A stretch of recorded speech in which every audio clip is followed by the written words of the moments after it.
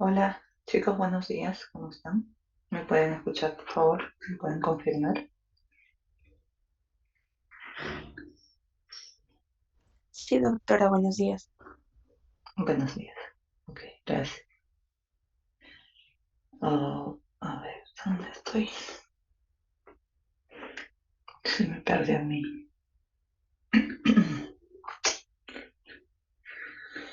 Ok, acá está. Bien, vamos a empezar la clase del día de hoy. Mm, Acá está. Recording in progress. Bien, voy a compartir la pantalla. Ok, y el tema que vamos a hacer el día de hoy es cómo ciertos aminoácidos se van a convertir en productos especializados, ¿no? Productos que tienen funciones fisiológicas importantes en nuestro organismo, como por ejemplo, mm, tengo acá ok, al neurotransmisor el GABA, que deriva justamente del aminoácido glutamato, ¿no? Bien, así tenemos a la histamina, que deriva del aminoácido histidina, y las catecolaminas del aminoácido tirosina, serotonina, melatonina, derivan del triptófano, por ejemplo. Bien, y este es nuestro tema de hoy, ver la parte bioquímica de estos compuestos que derivan de aminoácidos, que seguramente también en fisiología ustedes deben haber visto esta parte, ¿no? Bien, ok, no. Empezamos con el aminoácido tirosina. Este aminoácido tirosina, pues hemos visto de que, dicho en la lámina anterior, de que de este aminoácido van a derivar los neurotransmisores, ¿no? Ya sabemos que siempre los aminoácidos, su función principal, primordial, es sintetizar proteínas. En este caso, el aminoácido tirosina, aparte de que se utilizará para incorporar a la formación de proteínas, también una gran cantidad es utilizado para producir energía.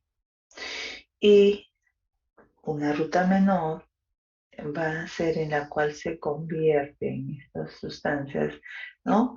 En las catecolaminas. Bueno, entonces vamos a ver cómo es que a partir del aminoácido tirosina se va a formar dopamina, norepinefrina y finalmente epinefrina. Ok, toda esta vía de síntesis va a suceder para llegar a formar dopamina primero, noradrenalina luego y finalmente adrenalina. ¿Ok? En el sistema nervioso central, la vía de síntesis llegará hasta noradrenalina y en la médula suprarrenal hasta adrenalina.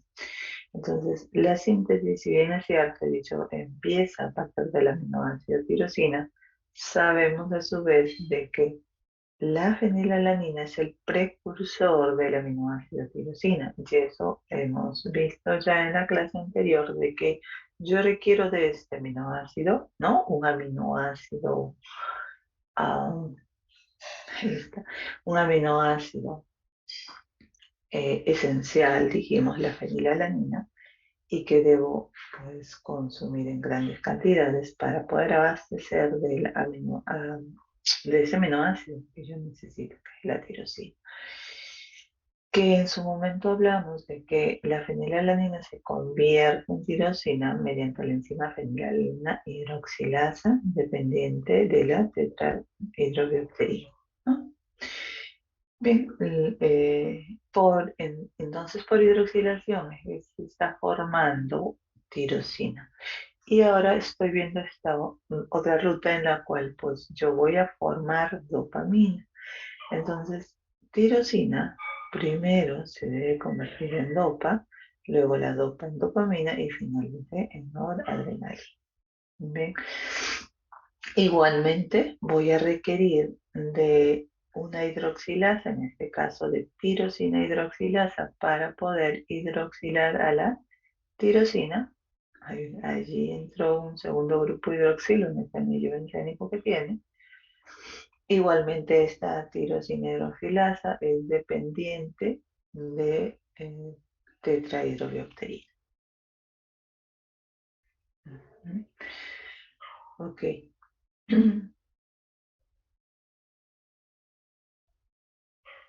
A ver, ya está. Formado el L-Dopa, ahora este L-Dopa,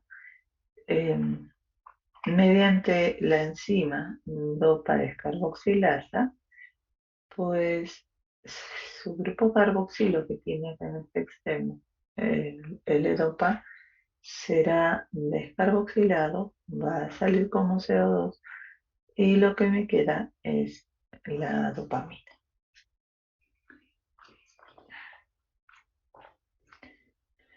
Ahora dopamina se convertirá en noradrenalina mediante la enzima dopamina beta hidroxilasa, ¿no? Que introduce un grupo hidroxilo. Para ello requiere, acá está el grupo hidroxilo, para eso se ha requerido de oxígeno, cobre más 2 y vitamina C.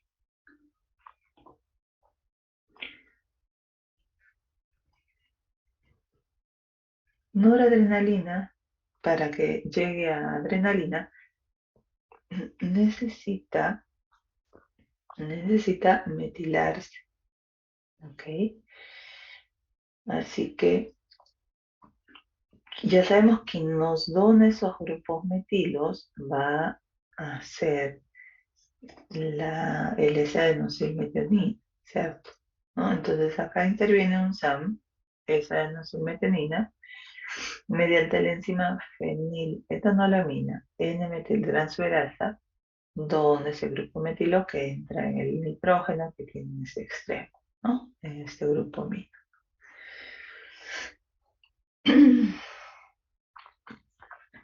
Esta es la molécula de la adrenalina. Por esta otra vía también la tirosina va a llegar a formar otros compuestos que son las llamadas melaninas, allá en los melanocitos, a partir de la enzima tirosina hidroxilasa también. Y luego vamos a ver cómo es que se da. ¿Okay? Bien, empezamos a hablar de estas catecolaminas, ¿no? Bueno, sintetizar estas catecolaminas que hemos visto, normalmente deben ser almacenadas en las vesículas, ¿no? Hay unas vesículas para que se puedan almacenar en el citosol, van a encontrarse también, pero en bajas concentraciones. En esas vesículas se encontrarán en mayor concentración. Y bueno, como dice acá, la tirosina se convierte en L-Dopa y esa L-Dopa en dopamina en el citosol, ¿no? Y esa dopamina luego en las vesículas eh,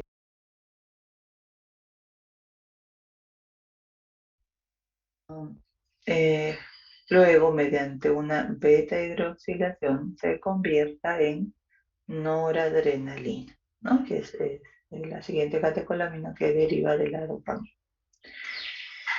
Y esto sí se va a dar dentro ya de la vesícula, ¿no? Esta es una vesícula de almacenamiento.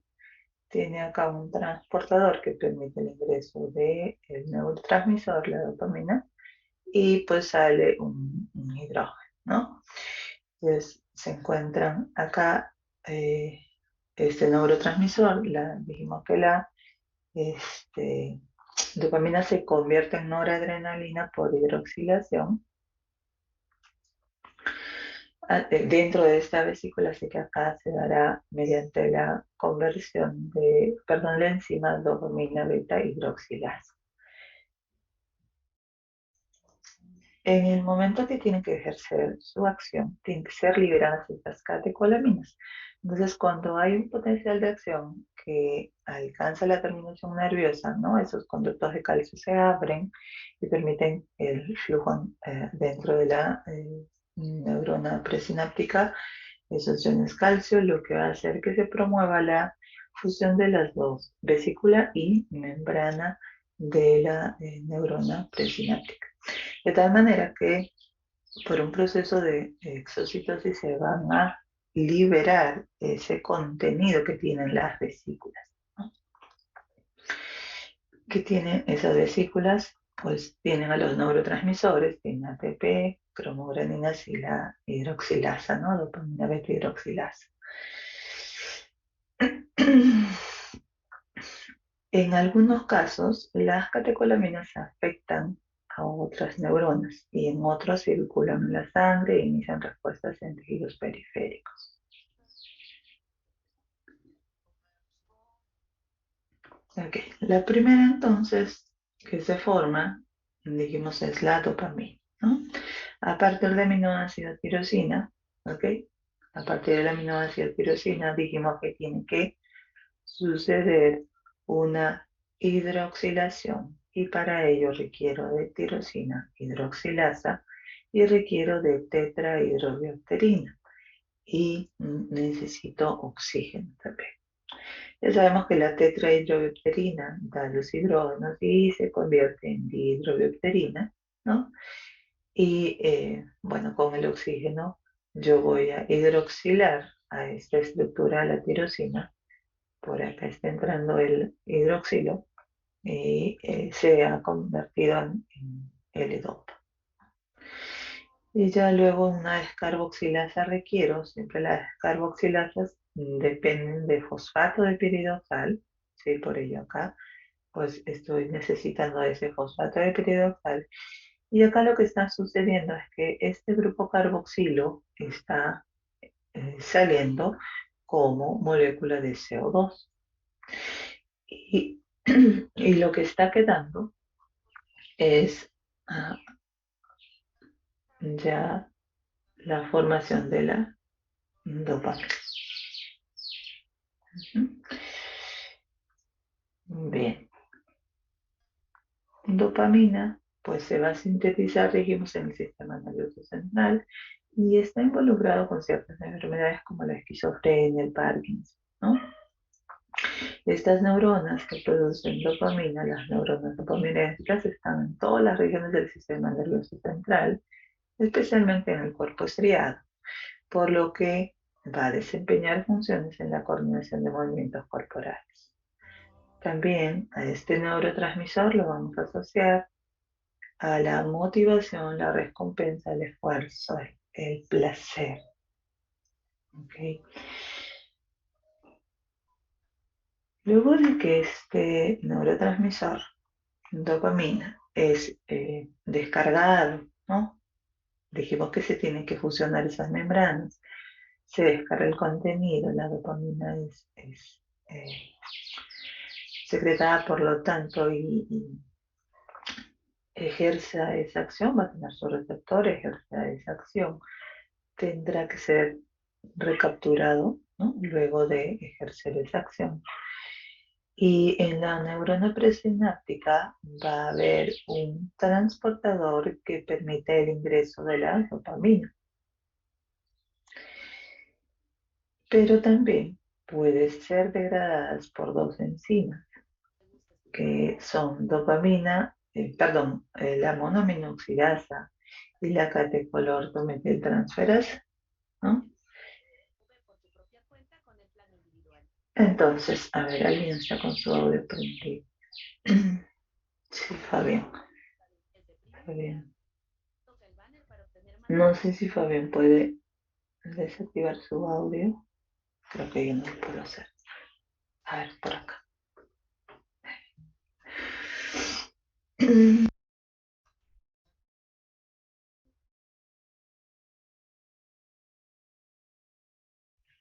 Ok, ya lo silencio.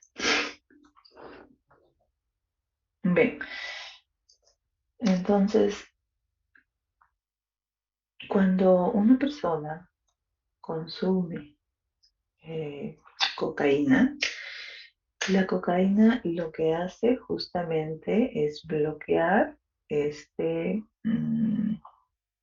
transportador que recaptura a esa dopamina, ¿no?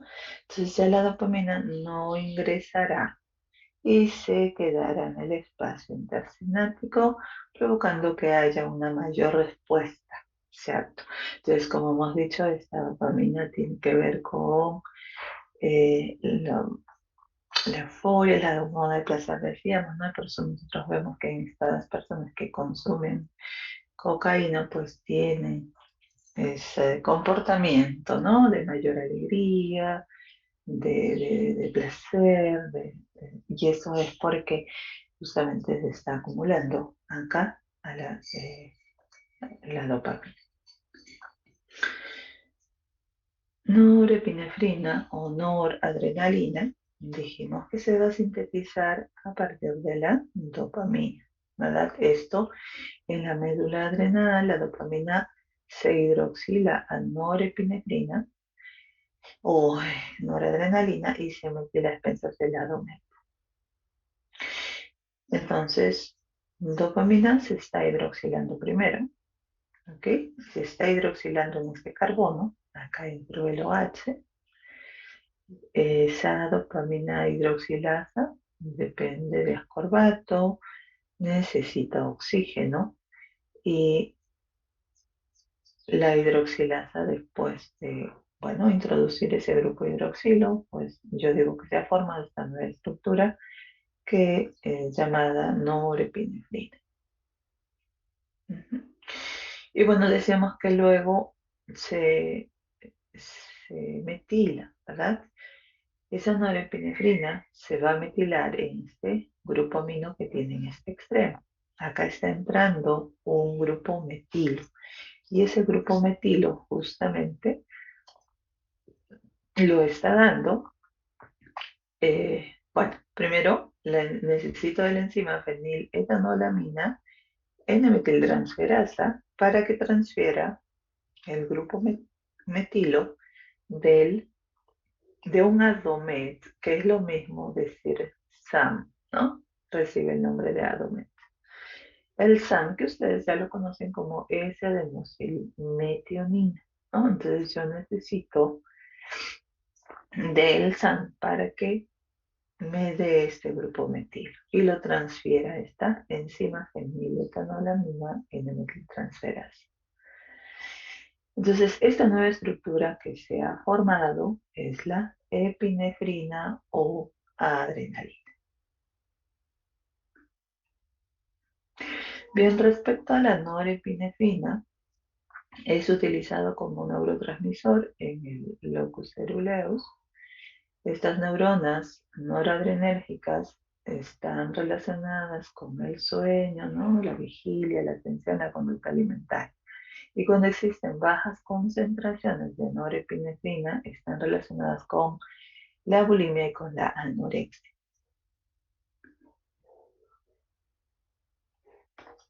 Igualmente, estos neurotransmisores almacenados ahí en las vesículas tendrá que fusionar esas membranas para que sean descargados, luego tienen su receptor, ejercen esa acción y luego de ejercer esa acción también va a haber un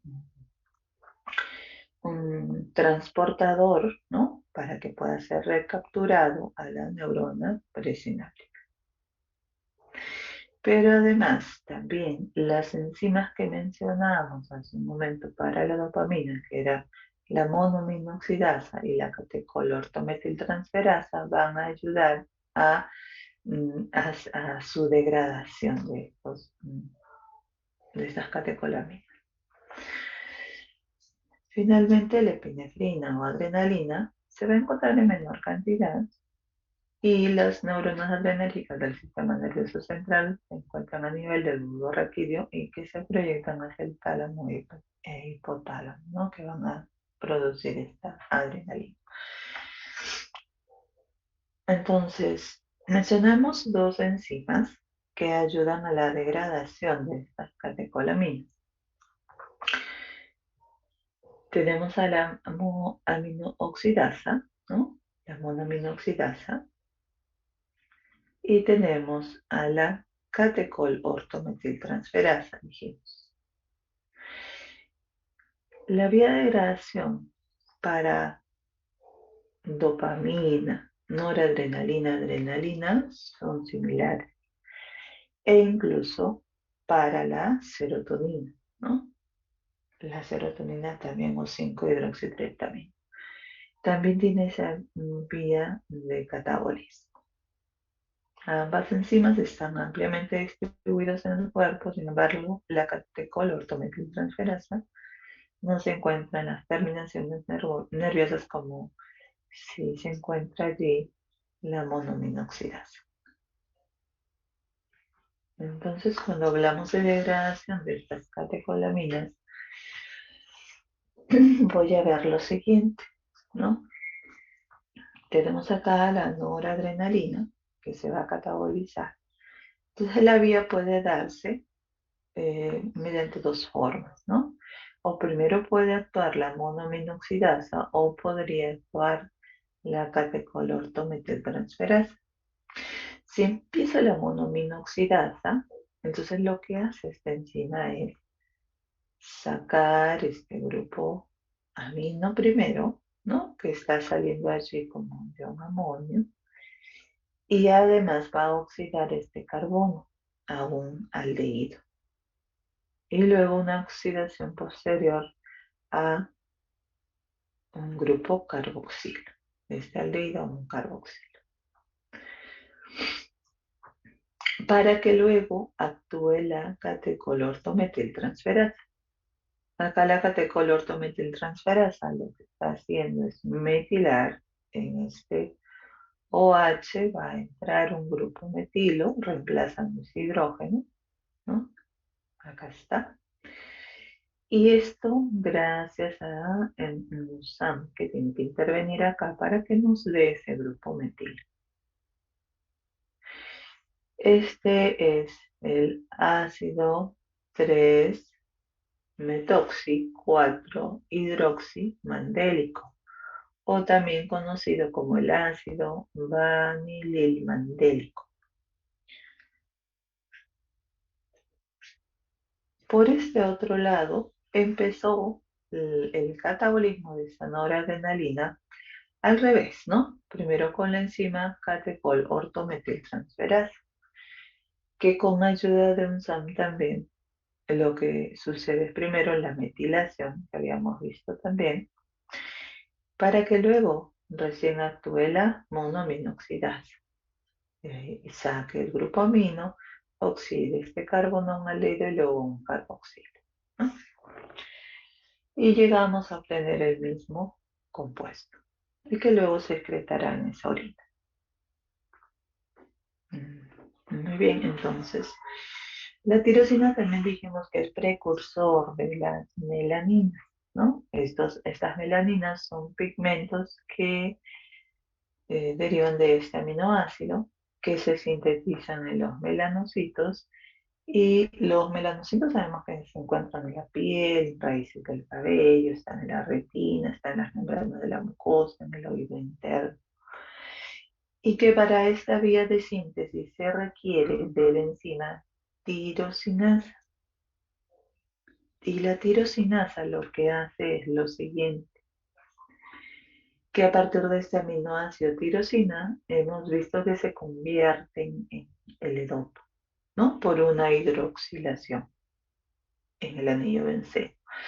Ahí decíamos que necesita de la tirosina, no, sí, tirosina hidroxilasa mencionábamos antes. En este caso estamos diciendo la tirosinasa, ok, es la misma enzima, hace la misma función, y que luego la dopa acá se convierte en dopaquinona, también mediante una tirosina.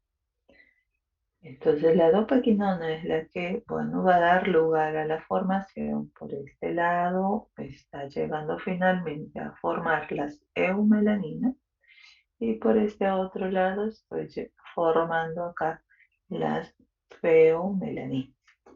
Eumelaninas que nos dan esos colores negruzcos o marrones, ¿no? Característicos, y en las feomelaninas amarillas y rojas.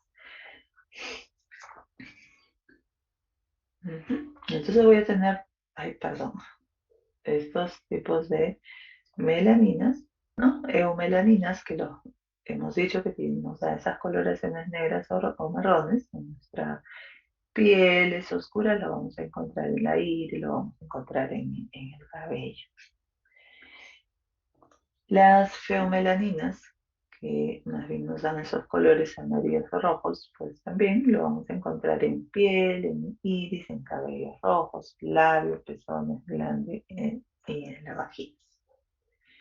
Las neuromelaninas también son otro tipo de melaninas que los vamos a encontrar en las neuronas, y tricocromos en pelos y en plumas de animales.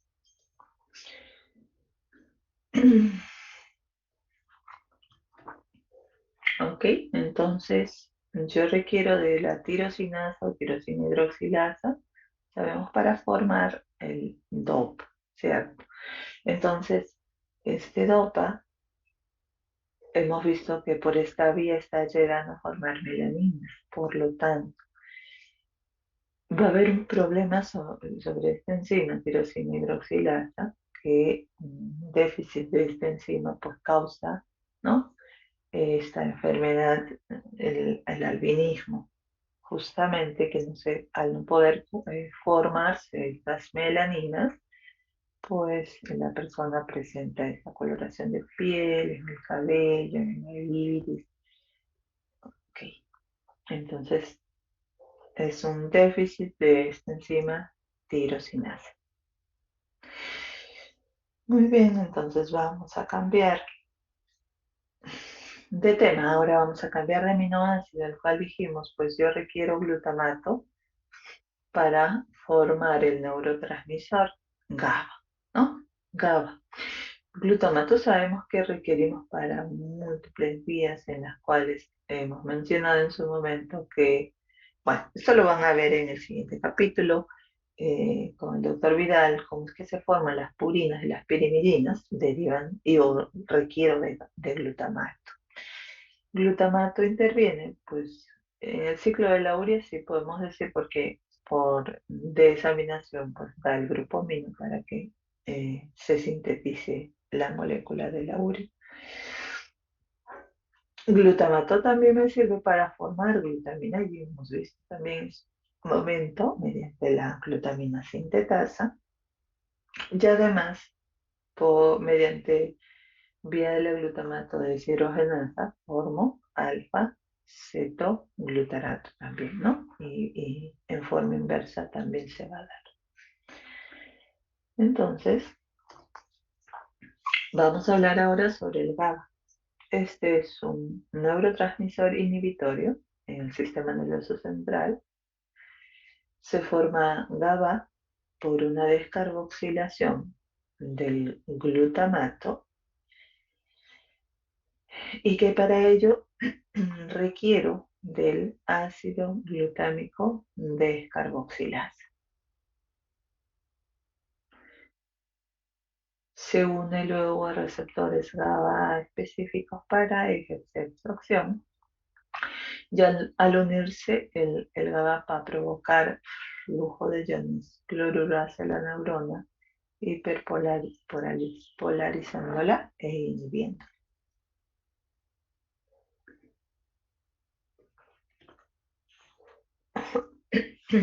Ok, entonces el GABA también en la neurona presináptica se sintetizará, ¿no? A partir del glutamato mediante esta descarboxilasa. Se convierte en GABA, y ya sabemos que la descarboxilasa depende del piridosal fosfato también. Así que ese GABA se almacena también en esa vesícula, y luego ya es descargado al fusionarse esas membranas. Ejerce esa acción, ¿no? Tiene su receptor allí, ejerce su acción, e igualmente tendrá que ser recapturado, ¿no? Ingresar nuevamente, va a haber un transportador que permite el ingreso hacia la neurona presináptica luego de ejercer esa acción, o puede ser tomado también por una célula glial. Y bueno, allí cuando se va ahí a esas células gliales, este GABA se puede o se va a convertir nuevamente en glutamato, ¿no? Y ese glutamato se convertirá en glutamina y esa glutamina luego ya se transporta a las neuronas y en las neuronas se vuelve a convertir en glutamato. O también ese GABA puede ser reciclado, dice, en el sistema nervioso central por una serie de reacciones denominadas derivación del GABA, en el que se conserva glutamato y el GABA. Y luego, pues, puede ser cargado de nuevo a las vesículas o puede ser metabolizado también a succinato. Cuando las células gliales toman el GABA, allí no puede formarse nuevamente el GABA, ¿no? Porque dijimos que se va a convertir en glutamato, pero ese glutamato tendría que tener a la glutamato descarboxilasa para volver a sintetizar el GABA, pero no tiene ese enzima, ¿no?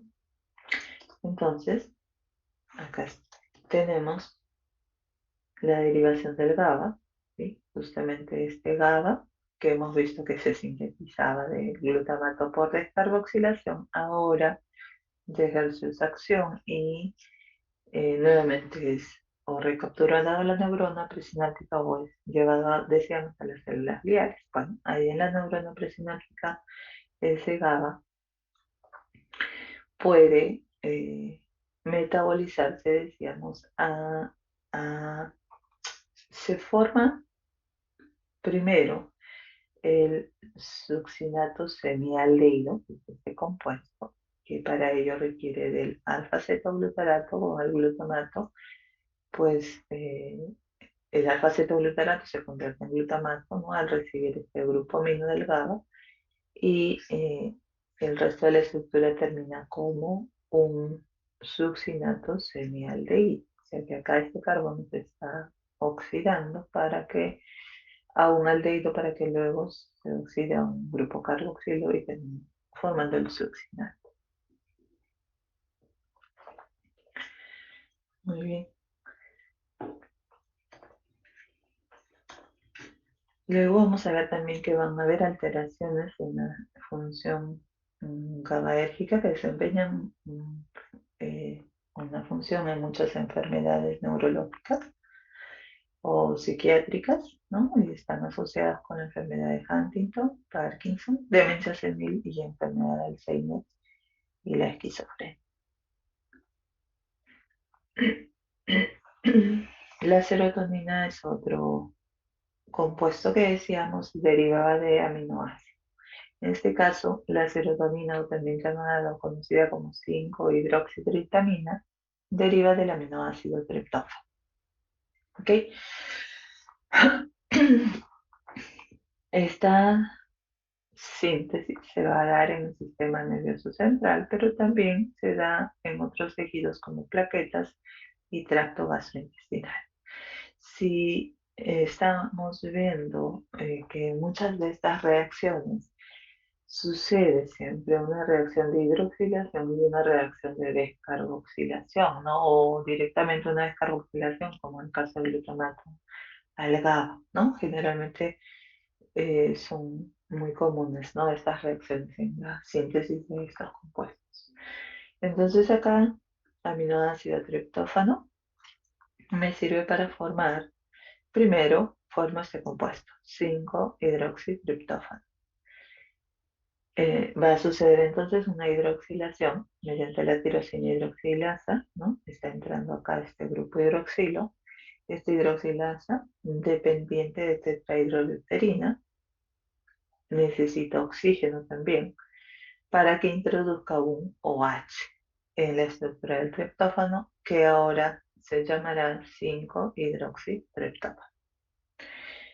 Y luego Luego sucederá una reacción de descarboxilación.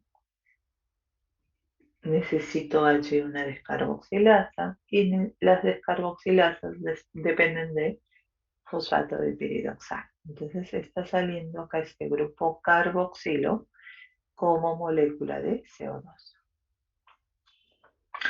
y se forma la serotonina. ¿Okay? Esto es ya serotonina o 5-hidroxitriptamina.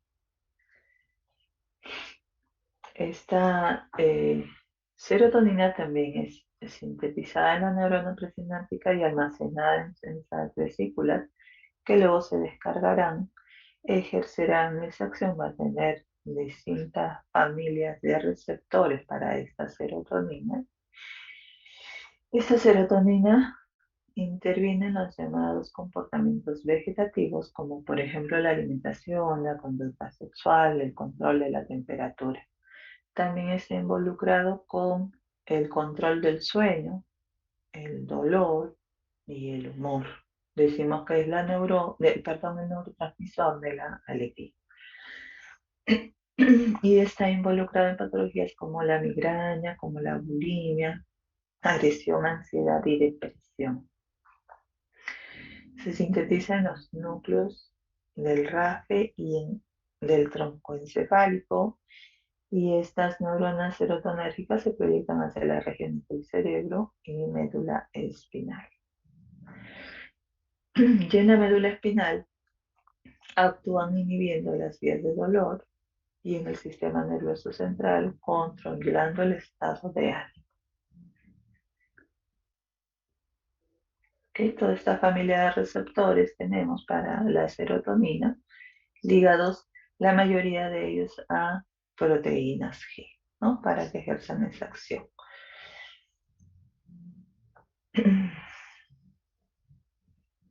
Una vez que ya la serotonina ha sido liberada, ¿no? Ha ejercido esa acción, igualmente tiene que ser recapturada para un transportador que permite el reingreso a la neurona presináptica, o también digamos que va a utilizar esa vía muy similar a las catecolaminas para su degradación. Y ya en este caso, este neurotransmisor va a requerir de la monoaminoxidasa, ¿no? Acá estamos viendo la acción de la monoaminoxidasa, va a sacar este grupo amino como amoníaco y va a oxidar este carbono a un aldehído al inicio, formando este primer compuesto que es el 5-hidroxiindol acetaldehído, para luego oxidarse a un carboxilo y formar este ácido 5-hidroxiindolacético.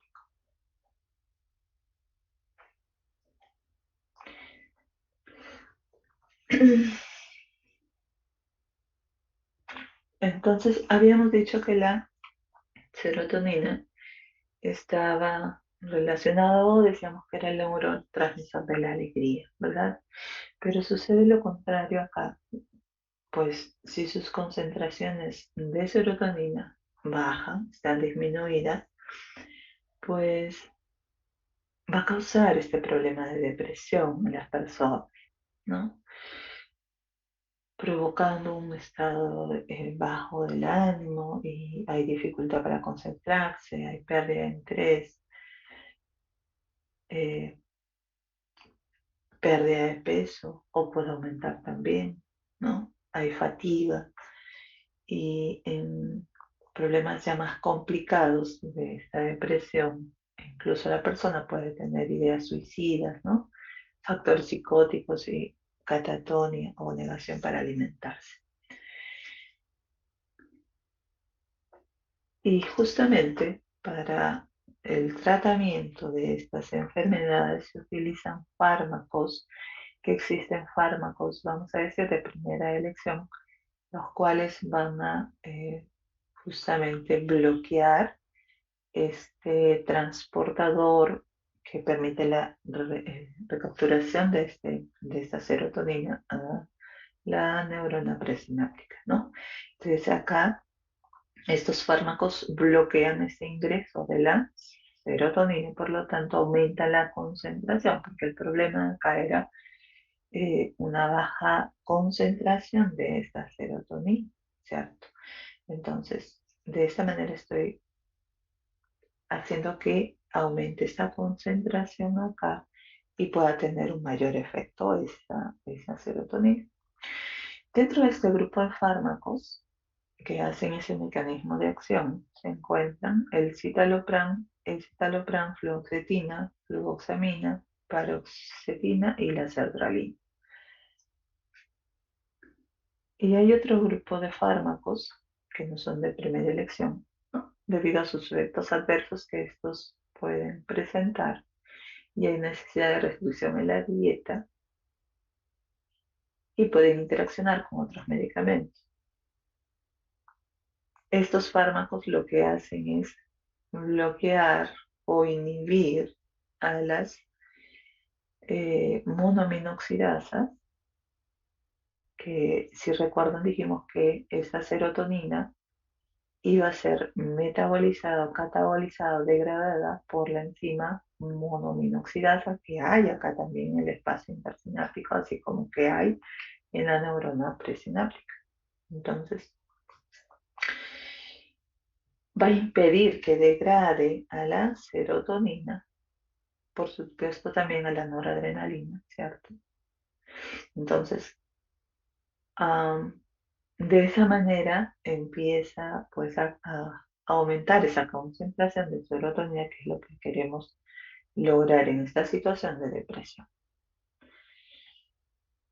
Entonces tenemos a los inhibidores de la monoaminoxidasa, al fanelsina y la tranilcipromina, dos fármacos.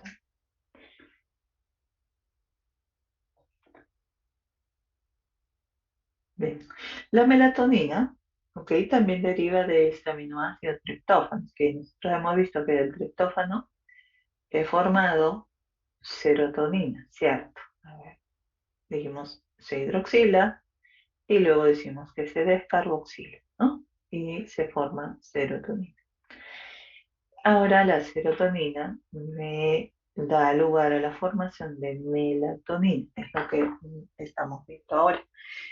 Entonces, para llegar a formar melatonina, tengo que, primero, acetilar a la estructura de la serotonina. Entonces voy a requerir de una molécula de acetil-CoA para que entre el grupo acetilo en extremo amino de la serotonina. Entró acá. Se ha formado, digo, el N-acetilserotonina. ¿Ok? Y ahora este N-acetilserotonina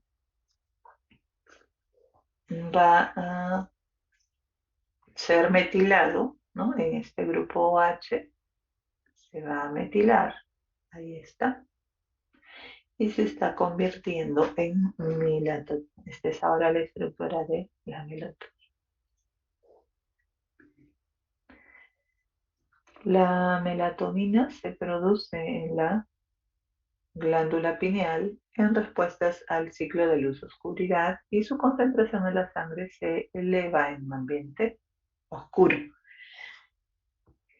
Es probable que esa glándula pineal transmita información sobre los ciclos de luz-oscuridad al cuerpo a través de la melatonina y que regula los ritmos estacionales y los circadianos.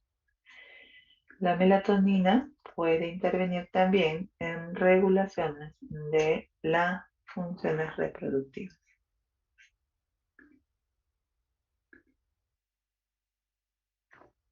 ¿Ok? Otro aminoácido, perdón, sí, bueno, en este caso la histamina también deriva de un aminoácido, ¿verdad? Es el aminoácido histidina.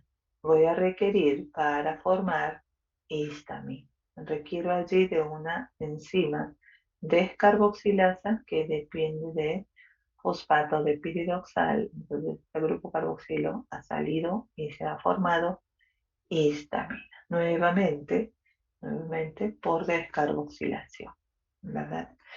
Entonces, esta histamina es una amina hidazólica, vamos a decir que está sintetizada a partir del aminoácido histidina, involucrado en las respuestas locales del sistema inmune y también regula funciones normales en el estómago y actúa como neurotransmisor en el sistema nervioso central. Una vez liberada de las neuronas, se considera que la histamina activa los receptores postsinápticos y presinápticos. Y a diferencia de otros neurotransmisores, la histamina no parece estar reciclada en gran medida dentro del terminal presináptico. Pero, no obstante, los astrocitos tienen un sistema específico de alta afinidad para la captación de histamina y puede estar en los sitios principales de inactivación y degradación de esta monoamina, por lo tanto.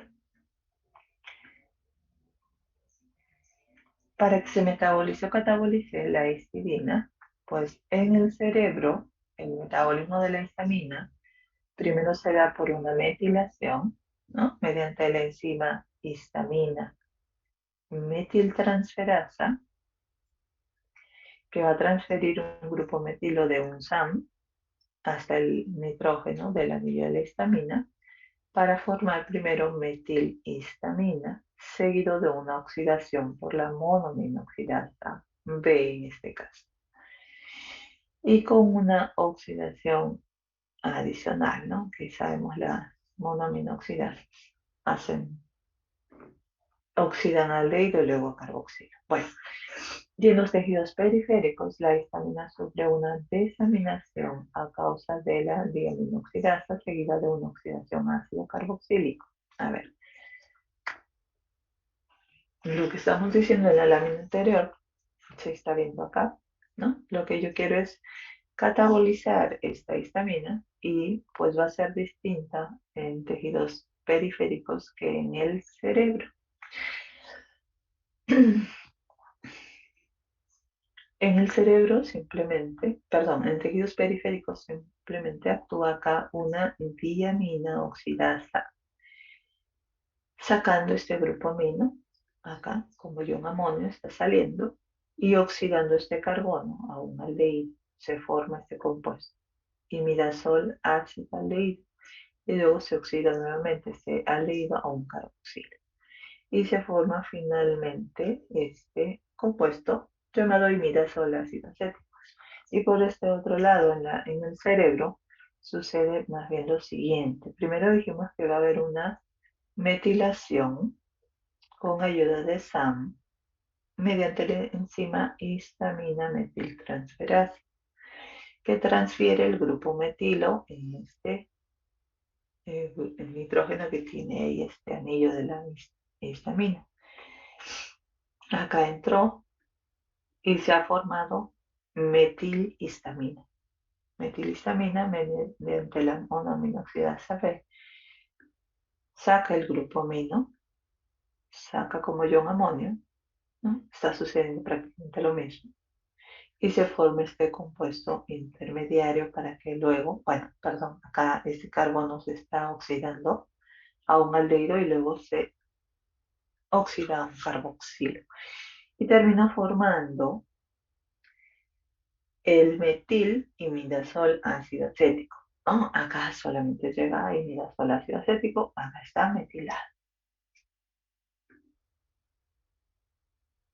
Bien, las poliaminas dentro de las cuales existe la putrescina o 1,4-diamino butano, se llama esa putrescina, que es una diamina en realidad, ¿no? Que está dentro del grupo de las poliaminas. Esta putrescina se va a formar cuando se descompone la carne, por ejemplo, han sentido ese olor característico, ¿no? Está relacionada también con la cadaverina y ambas se forman por la descomposición de aminoácidos justamente en organismos vivos y muertos. Eh, la putrescina es producida en pequeñas cantidades por células vivas Gracias a la acción de esta enzima ornitina descarboxilasa, las poliaminas dentro que la putrescina es uno de los ejemplos más simples, parecen ser factores de crecimiento necesarios para la división celular. ¿Ok? Entonces, dos poliaminas tenemos. Hemos mencionado cadaverina y hemos mencionado putrescina.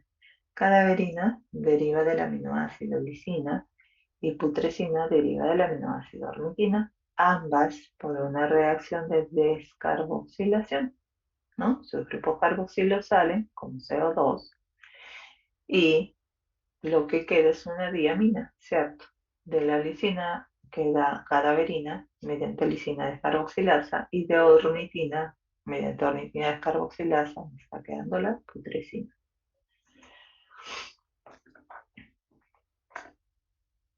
Luego de formar la putrescina se forman otras poliaminas, adquiriendo un resto propilamina por este extremo entrado y se ha formado la espermidina y otra propilamina va a entrar en la estructura de la espermidina para convertirse en permina.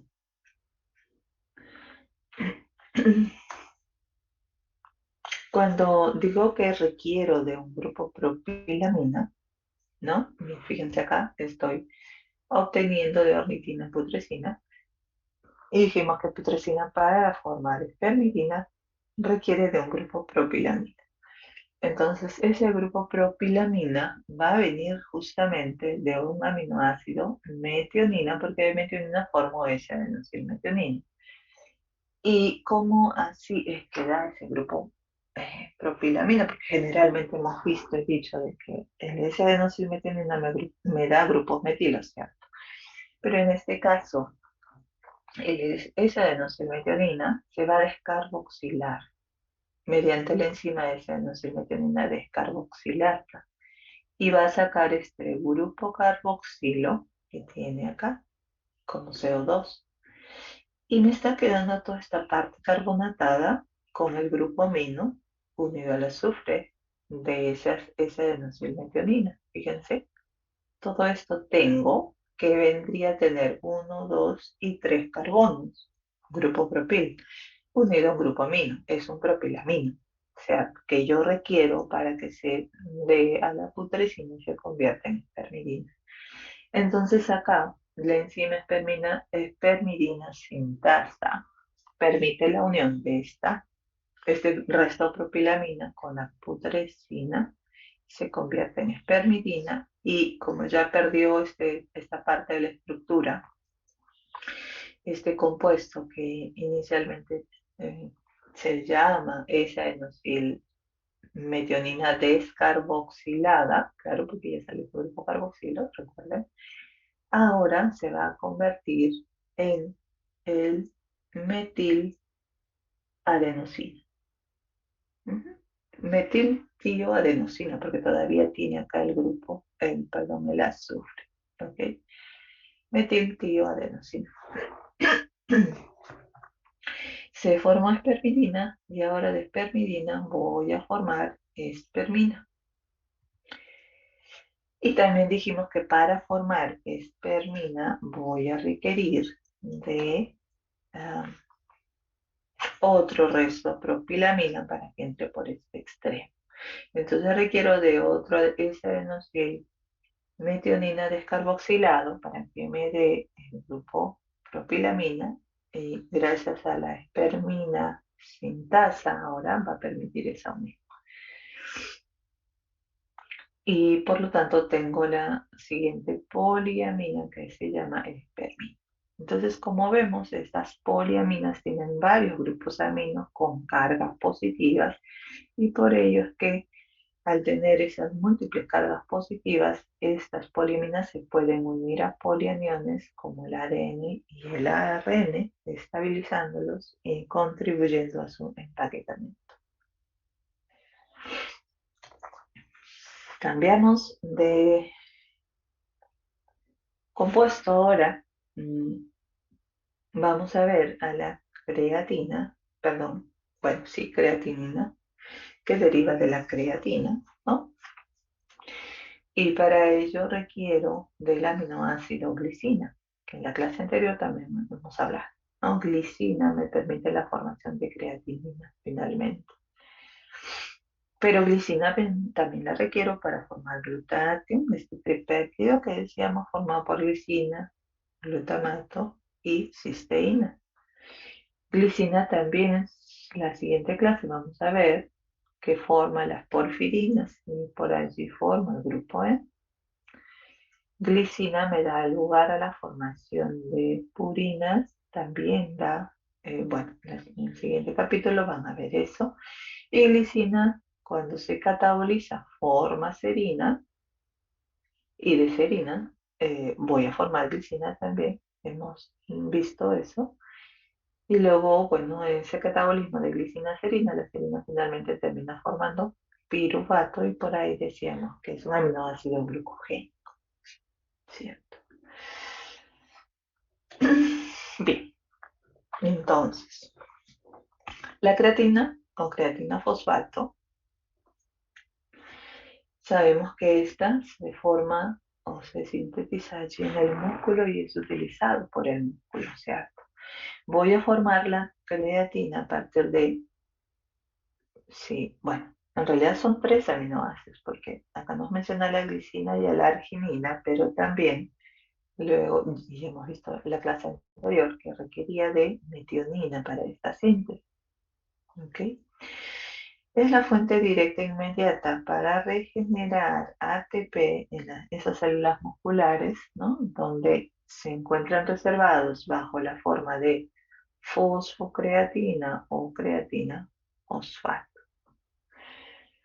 Entonces, esta reserva es necesaria para desarrollar energía muscular inmediata, ¿no? En caso de demanda energética muscular anaerobia urgente. B, entonces, requiero aminoácido arginina y requiero aminoácido glicina. Arginina, que en el ciclo de la urea la vimos que al final pues también termina formando una molécula de urea y ornitina, pues acá lo que está sucediendo es lo siguiente, que este extremo que siempre les decía que se parece mucho ya a la molécula de la urea, en este caso va a ser transferido al aminoácido glicina, ¿ok? Al aminoácido glicina. Entonces, fíjense que entró acá. Entonces, esta es la parte del aminoácido glicina y entró estos dos aminos de la arginina unida al carbono. Ha entrado allí para formar este compuesto llamado acetato de guanidino. Y por otro lado, toda esta parte que también va a ser liberada, pues vendría a ser el aminoácido ornitina. Ornitina. Ok, luego sucede una transmetilación. Una transmetilasa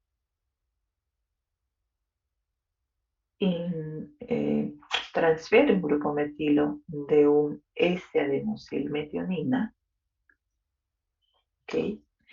El SAM, para que en este nitrógeno del acetato de guanidino entre y se convierta en molécula de creatina. Esta es la creatina.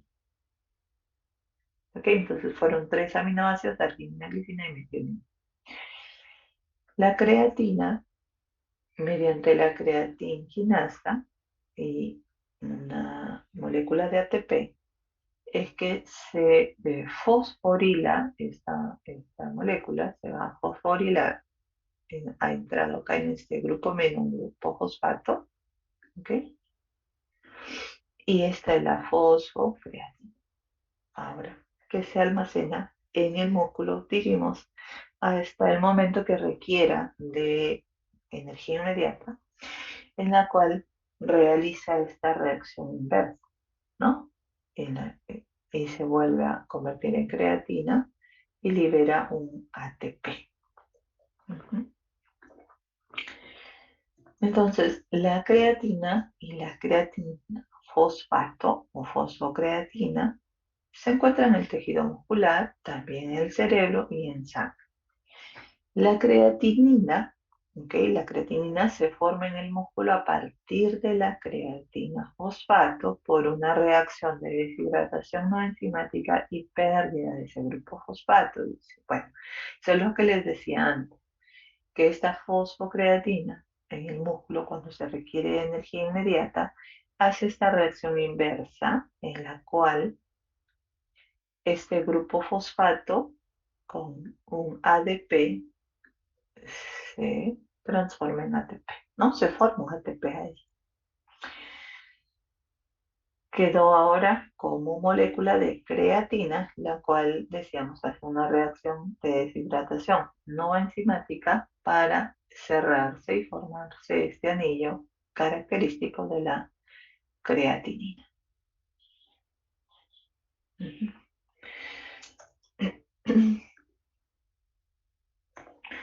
Entonces, la creatinina vendría a ser un producto de desecho del metabolismo normal de los músculos, usualmente producido a una tasa muy constante. Es filtrada por los riñones y excretada en la orina. Por lo tanto, la medición de la creatinina es la manera más simple de ver la función de esos riñones, ¿no? Cómo está funcionando mi riñón. Además, debemos decir de que esa creatinina, aunque normalmente hemos dicho que se va a formar en el músculo en una tasa muy constante, me va a ayudar a mí a ver cómo está también esa masa muscular, ¿no? Porque cada vez que haya menos masa muscular, menos creatinina voy a terminar excretando también. Bien, entonces vamos a cambiar de tema. Ahora vamos a ver esta clase. También nos falta que es justamente ver que ciertos aminoácidos tienen, ¿no?, un interés nutricional o lo voy a considerar como condicionalmente esencial o indispensable, que en la clase anterior habíamos hablado, que además de los aminoácidos hay otros compuestos que tienen ese carácter de condicionalmente indispensable o esencial o semiesencial. Hablo de estos cuatro compuestos. Carnitina, que ya lo hemos visto en su momento, hay colina, beta-hidroxibetametilbutirato y las poliaminas que acabamos también de ver.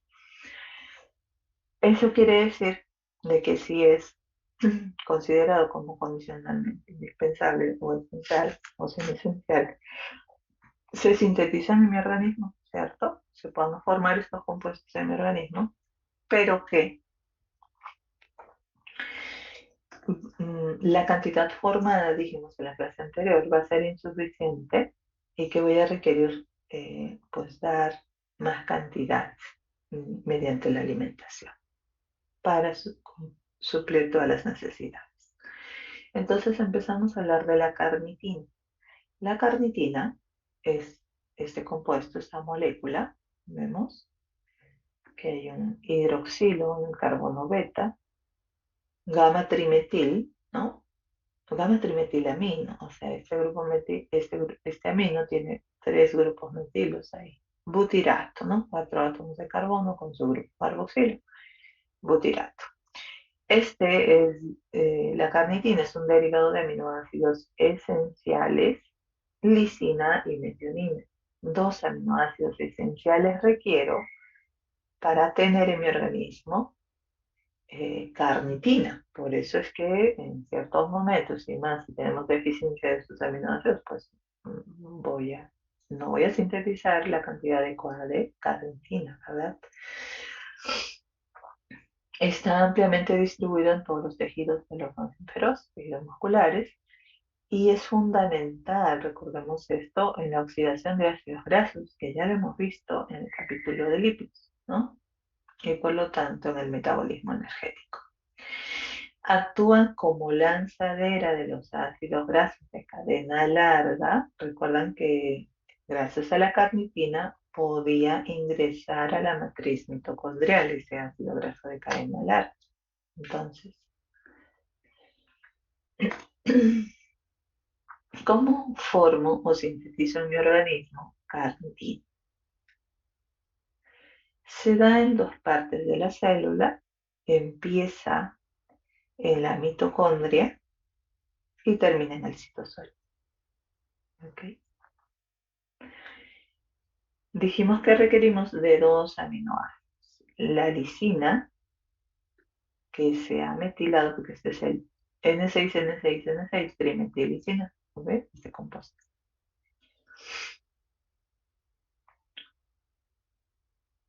En este nitrógeno, que está acá, tiene tres grupos metilos, por eso decimos que es el N6 trimetilisina. ¿Ok? Entonces ahí he requerido del SAM para que dé esos grupos metilos y estoy pues metilando a la lisina, ¿no? Al aminoácido lisina. Entonces, lo que va a suceder es primero una hidroxilación, fíjense acá. Hay una hidroxilo, acá no lo tiene. Para que se pueda hidroxilar, requerimos de la enzima trimetillicina dioxigenasa. Trimetillicina dioxigenasa. ¿Qué requiere de ascorbato? Requiere de ion ferroso, requiere de oxígeno y de una molécula de alfa-cetoglutarato para convertirse en este compuesto, 3-hidroxi-N6N6N6-dimetilicina. Hasta acá está sucediendo esta vía de síntesis en la mitocondria, que luego va a salir al citosol y en el citosol a través de la enzima hidroxi hidroxitrimetillicina aldolasa, ¿ok? Así es el nombre de esta enzima, va a desdoblar la estructura en dos moléculas. Se va a romper acá este enlace, se va a oxidar a un aldehído, este OH que teníamos ahí, ¿no? A un aldehído, y toda esta parte que vemos acá está saliendo acá como aminoácido glicina. Ese es el aminoácido glicina que está saliendo y lo que me está quedando vendría a ser el trimetilaminobutirato, N4N4, ahora se convierte este nitrógeno en 4, en posición 4. N4N4N4 trimetilaminobutirato, es el nombre.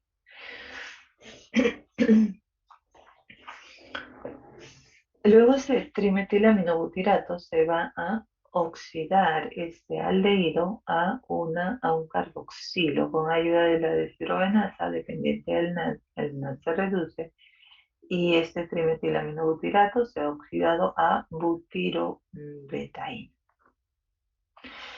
Finalmente, butirobetaína, mediante una dioxigenasa nuevamente, va a hidroxilar la estructura de la butirobetaína y esa dioxigenasa requiere de ascorbato, requiere de un ferroso, dijimos oxígeno y alfa-cetoglutarato, ¿verdad? Y se introduce acá un OH que no lo tenía y esta es ya la carnitina formada.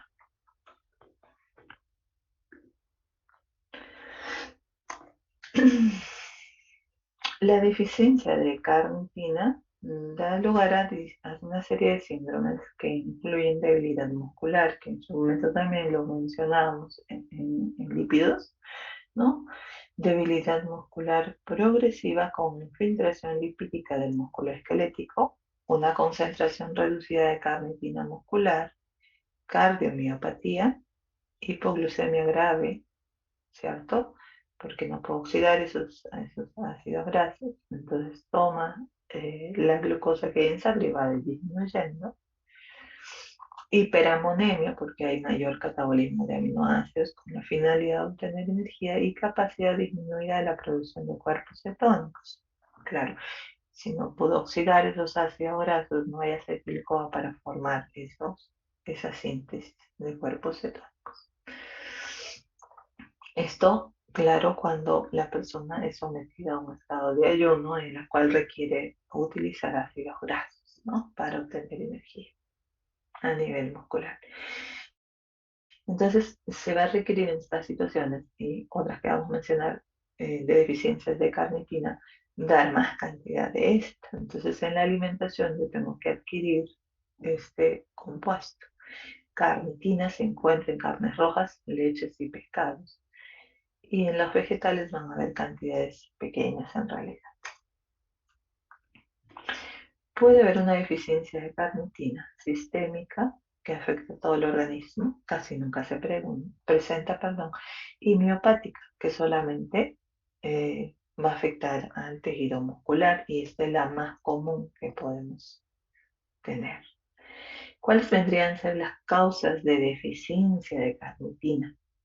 Primero, que hay una deficiencia de los aminoácidos precursores de la carnitina, que dijimos son lisina y metionina, aminoácidos esenciales también. Luego, podría haber una deficiencia de hierro, de vitamina C, de vitamina B3 o vitamina B6, ¿no? Que todas estas requiero en esa síntesis de este compuesto.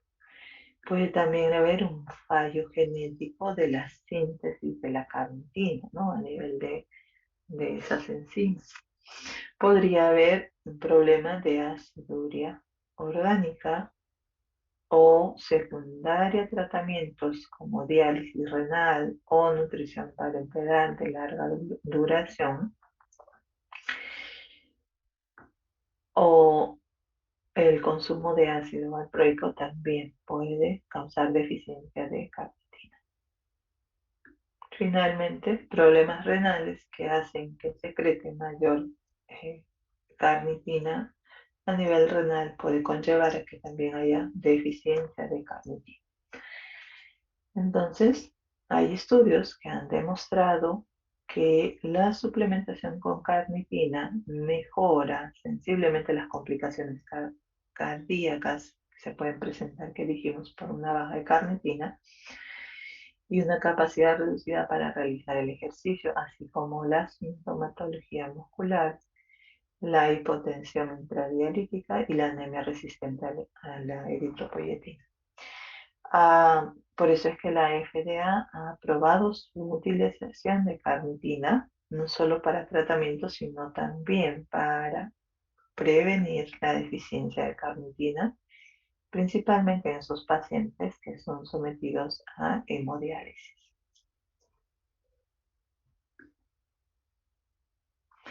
En el recién nacido también los niveles de carnitina van a ser bajos, ¿ok? Por su propia madurez, sabemos que esa capacidad de síntesis también va a ser baja y por lo tanto en ellos es posible que la carnitina sea considerado como un nutriente condicionalmente esencial, principalmente en los niños recién nacidos prematuros, ¿no? Niños que son alimentados con fórmulas lácteas que son libres de carnitina, sus concentraciones plasmáticas también van a descender. Normalmente la leche humana contiene entre 150 a 100 nanomoles de carnitina, ¿no? Por mililitro.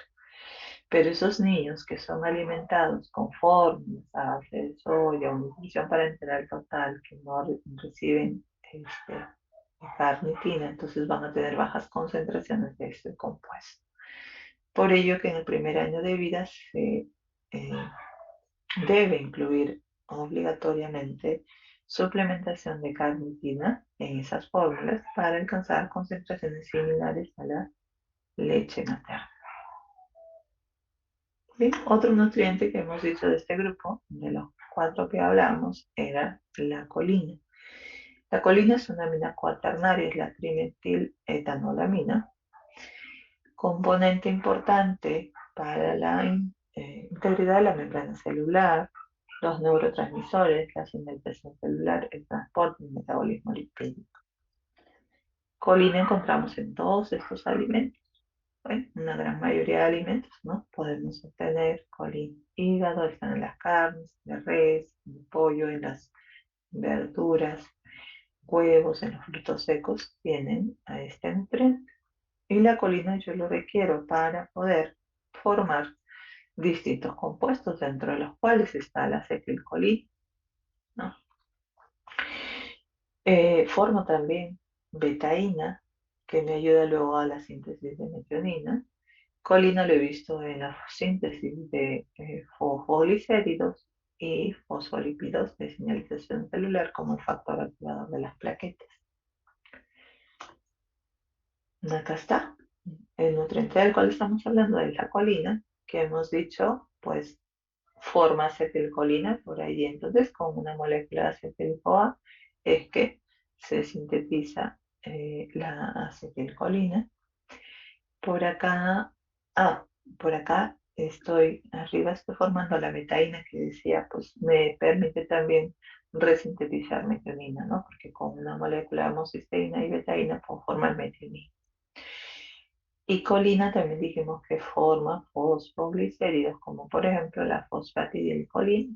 Pues en su momento vimos que esa colina se fosforilaba, se forma fosfocolina y se unía con un CTP, se activaba, decíamos, y se forma el CTP colina y luego ya se unía el 1,2 diacilglicerol para formar fosfatidilcolina. Entonces las recomendaciones de este nutriente para poder suplir todas las necesidades van a ir variando según las edades. Siempre, bueno, en este caso estamos hablando de niños eh, lactantes o niños que empieza de 125 miligramos al día, ¿no? Va a ir en aumento a 200, 375 hasta 13 años. Y ya en los adultos, en hombres hasta 550, en las mujeres hasta 425 y en las madres que están gestando o están dando de lactar se recomienda 450 miligramos por día. Otro de esos nutrientes que he mencionado es el beta-hidroxi, beta-metilbutirato. Este beta-hidroxibetametilbutirato es un metabolito normal del catabolismo del aminoácido leucina. Cuando vimos aminoácidos, hemos visto que la leucina se catabolizaba hasta formar acetocetato y acetil-CoA. Y mencionamos, y lo habíamos puesto en el grupo de los exclusivamente cetogénicos, ¿no? Pero estoy diciendo ahora que este aminoácido también se cataboliza y forma este beta-hidroxibetametilbutirato. Pero esto se produce en el citosol del músculo y del hígado y que contribuye a la síntesis de colesterol, porque ahora vamos a ver que puede llegar a formar hidroximetilglutaril-CoA. ¿Ok? Entonces, cuando hablamos del catabolismo del aminoácido leucina, este catabolismo se da en dos partes de la célula. Cuando nosotros lo vimos que llegaba a formar acetil-CoA y acetocetato, esa es la vía principal en la cual la realiza en la mitocondria en mayor porcentaje. Pero la otra es realizada en el citosol, la cual se llega a formar este compuesto, beta-hidroxi, beta-metilbutirato. No, si recuerdan, esta es la leucina, un aminoácido de cadena ramificada que hacía tres reacciones iniciales similares a otros dos aminoácidos, que era la isoleucina y la valina. Entonces, esta vía de catabolismo la vimos en su momento, ¿no? Que hacía una reacción de transaminación, luego descarboxilación, ¿ok? Y luego deshidrogenación formando un acil-CoA que estamos, bueno, viendo por este lado, ¿no? Acá está. Este isovalenil que vimos hace un momento, mediante una deshidrogenasa mediada por FAT, se convierte en beta-metilcrotonil-CoA.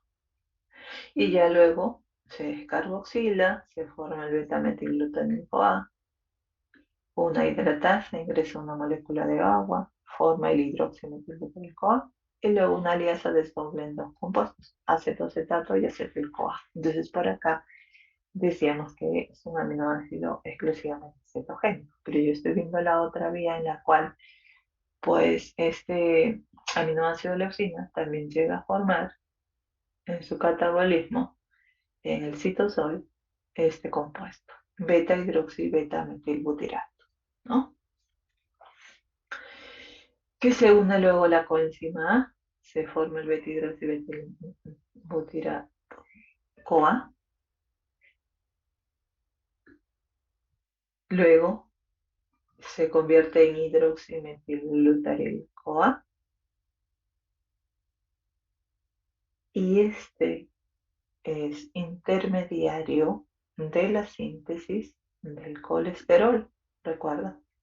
Entonces, por esta vía se puede ir a sintetizar colesterol con ayuda de la reductasa que forma mevalonato primero y luego, bueno, sabemos que puede terminar formando colesterol. Entonces,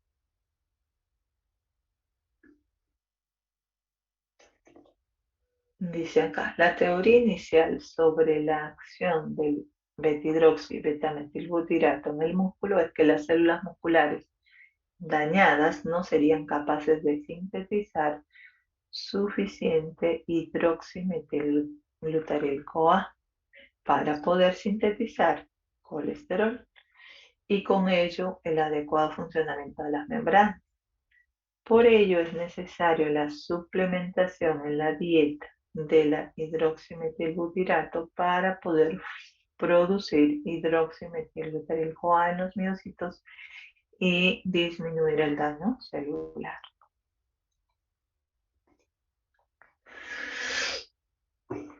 Ok, poliaminas era el último compuesto que mencionamos en esta clase, considerado como condicionalmente indispensable también.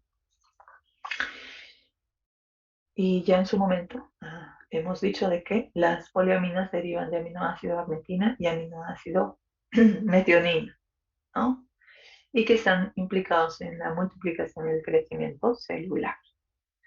Decíamos que teníamos a las poliaminas, bueno, putrescina primero, y de estas dos deriva espermidina y espermina, ¿no? Que son las más importantes, y que estas poliaminas finalmente tienen varias cargas positivas que luego se unen a ADN y ARN, estabilizando y contribuyendo a su empaquetamiento.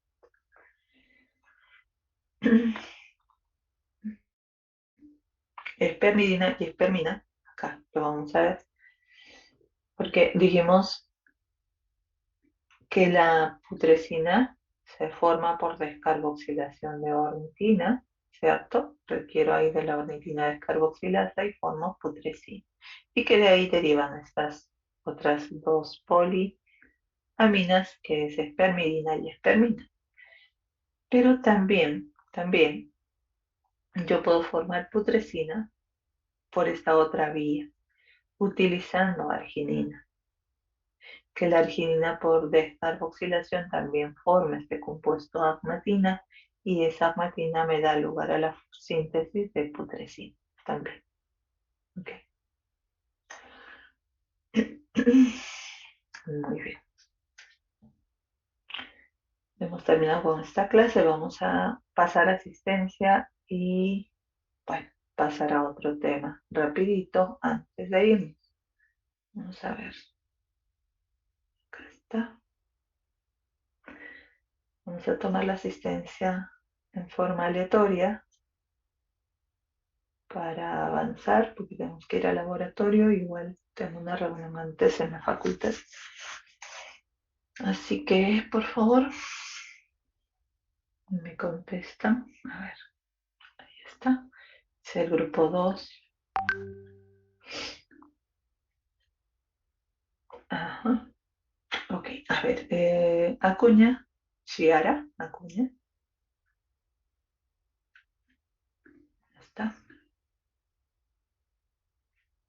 Aguilar Linda.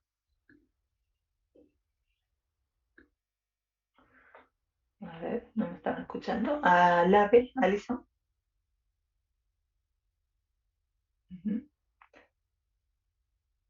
Alabe tampoco está. Alvines.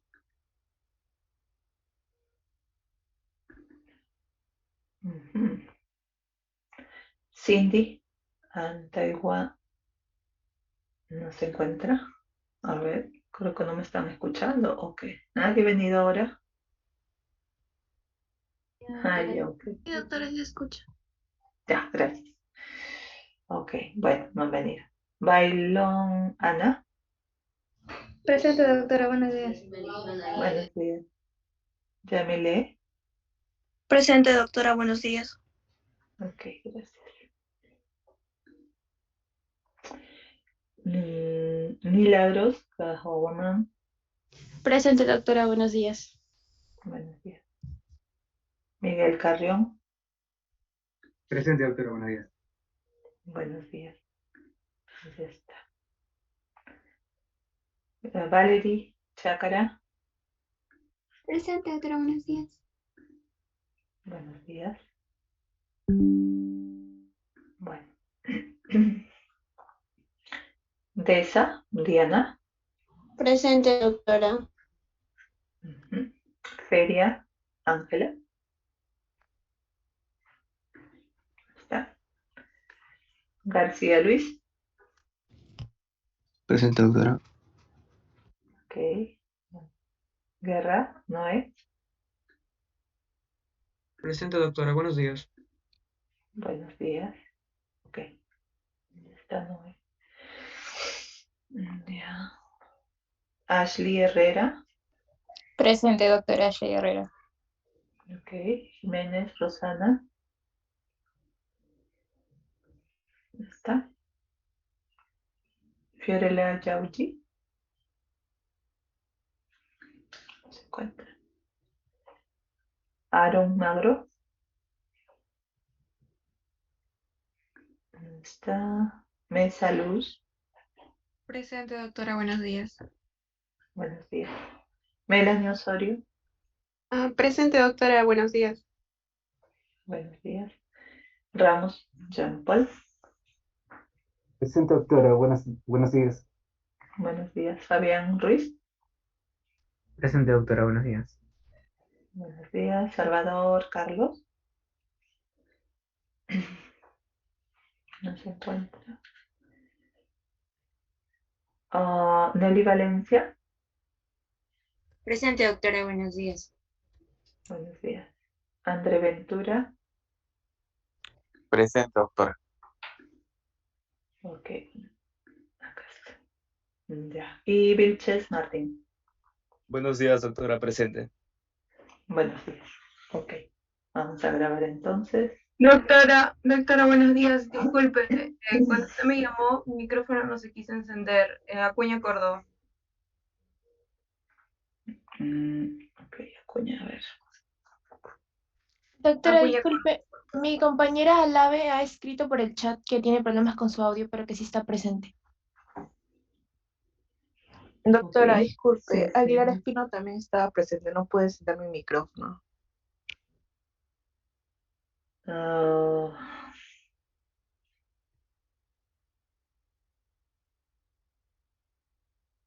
bueno.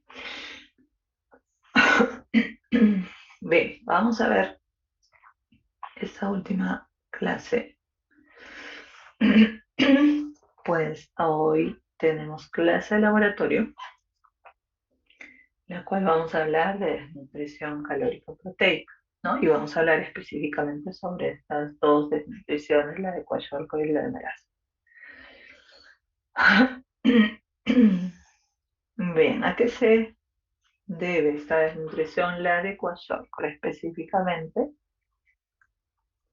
Generalmente decimos que es la enfermedad del niño que ha sido destetado, ¿no? Porque el nuevo niño nacido y, claro, la madre probablemente se embarazó muy rápido, el niño todavía está recibiendo esa leche materna y entonces su comida está reemplazada por comida almidonada, ¿no? Que es lo más barato, puede ser una maicenita o no tienen los recursos además para poder de repente comprarse una fórmula láctea, ¿no?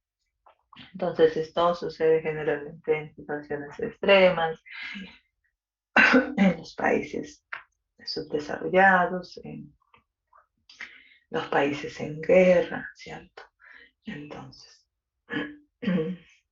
lo que va a causar es que entre el niño en una deficiencia proteica, más no energética, porque si está consumiendo carbohidrato, ¿no? Entonces yo al niño voy a ver esa apariencia con ese abdomen abultado, que ahora vamos a hablar el por qué. Ese niño se va a encontrar irritable, susceptible a muchas infecciones, ¿no? Y causando estos problemas de diarrea. Por lo tanto, eh, va a haber falta de crecimiento y de aumento de peso, sí, aunque esto se enmascara un poco con edema que va a suceder en ellos, ¿no? Va a haber cambios de color en el cabello, va a tener una piel escamosa y una infiltración grasa del hígado. Al tener mucho consumo de carbohidratos, puede formar mucho más cantidad de grasas también. Y eso va a hacer que, claro, los triglicéridos se sintetizan en el hígado, ¿cierto? Entonces, normalmente esa grasa tendría que transportarse hacia el tejido adiposo a través de lipoproteínas, VLDL. Entonces, en esta situación de baja de proteínas, de consumo de proteínas, las proteínas viscerales empiezan a disminuir bastante y yo para formar esa lipoproteína requiero de proteínas, requiero de apoproteínas, las cuales van a estar deficientes también. Entonces la síntesis de lipoproteínas también se van a ver afectadas. Eso quiere decir que no voy a tener VLDL para sacar esa grasa del hígado y transportarla al tejido adiposo, acumulándose en el hígado y causando esa hepatomegalia, ese agrandamiento de ese abdomen. Puede ser uno por esa hepatomegalia y dos por un problema de ascitis también, de acumulación de líquidos, ¿no? Tanto en el abdomen como en las piernas vamos a ver que se presenta el edema. La masa muscular en estos niños con kwashiorkor puede verse normal, ¿no? E incluso tener masa adiposa o tejido adiposo subcutáneo, porque ellos al consumir carbohidratos no tienen necesidad de utilizar sus reservas como fuente de energía, porque si hay un aporte calórico. Entonces yo voy a observar esa apariencia de este niño, apático, puede estar los hombros un poco delgados, ¿no? Pero si hay consumo de esa masa muscular y ese tejido adiposo, voy a ver ese edema en los miembros inferiores y en ese abdomen que está abultado, hinchado por un problema de ascitis y de la hepatomegalia que hemos dicho que se va a poder presentar en ellos, ¿no? Este es un niño con kwashiorkor. Acá está, miren esa piel como se descama, ¿no? Por un problema de deficiencia proteica que luego puede incluso infectarse, ¿no? Acá se observa también ese cambio de cabello que hemos dicho que se va a poder observar en estos, que se puede presentar este signo de bandera, es un día en remisión, ya en recuperación, de que había una desnutrición previa, ¿no? De proteínas. Cambio de color del cabello de una mujer morena, negra, no puede tener un cabello de este color, ¿no? Y en el caso del marasmo, ¿qué sucede en el caso del marasmo? Dice, son los lactantes que mueren lentamente de hambre. Claro, en este caso, sucede el marasmo porque no hay aporte de energía. la energía viene de carbohidratos, viene de grasas e incluso de las proteínas que consumimos. Entonces, si no hay aporte calórico, empiezan a consumirse. Probablemente puedan estar recibiendo todavía leche materna, ¿no? Pero no es la suficiente. Entonces las víctimas tienen el aspecto de piel y huesos, bajan extremadamente de peso y vamos a observar que no hay nada en ese músculo, nada en ese tejido adiposo. Los niños con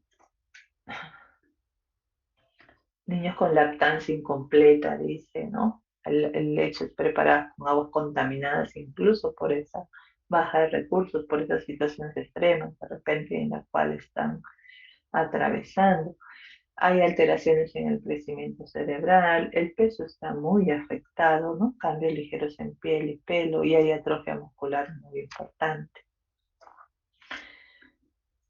Ok, ¿qué pasa? Y yo voy a observar físicamente al niño, ¿no? Que tiene la apariencia de un hombre viejo y pequeño. A veces el cabello aparentemente está normal, no hay tejido adiposo, no hay masa muscular y hay una disminución marcada de ese peso corporal, ¿no? Es un niño con marasmo, ¿no? Es un niño con marasmo totalmente disminuir esa masa muscular y ese tejido adiposo. ¿Ok? Podría darse una nutrición de tipo mixta también, que observaríamos el abdomen abultado y las extremidades totalmente disminuidas. Este es un cuadro comparativo entre las dos desnutriciones, kwashiorkor y marasmo, ¿no? Hay una pérdida de peso importante, obviamente en el marasmo más del 40%, edades más frecuentes que se van a presentar, infancia, principios de año, del segundo año de vida en el marasmo, y en el kwashiorkor principalmente en el segundo y tercer año de vida. Edema, bueno, en el kwashiorkor sí se va a presentar, y en el marasmo no voy a ver. Problemas dérmicos, es frecuente en kwashiorkor por esa baja de proteínas y es rara, ¿no? En el marasmo que se vea. Cambios en el cabello, muy frecuente en el caso de kwashiorkor, frecuente en marasmo. Alteraciones mentales, muy común. Irritabilidad se va a presentar en kwashiorkor, poco común en el marasmo, presentándose apatía probablemente. Y si vemos acá en este cuadro, que además está involucrado la parte de antropometría para estos dos estados de desnutrición, vamos a ver de que si a estos niños con marasmo, con kwashiorkor, yo le hago un índice de masa corporal, que eso es lo que vamos a hacer la siguiente semana en la práctica, ¿no? Voy a encontrar, obviamente, que su índice de masa corporal va a estar totalmente disminuido, ¿no? Ha bajado, dijimos, de peso, ha usado toda esa masa muscular y todo ese tejido adiposo como fuente de energía. En cambio, en el marasmo lo voy a poder encontrar normal o ligeramente disminuido.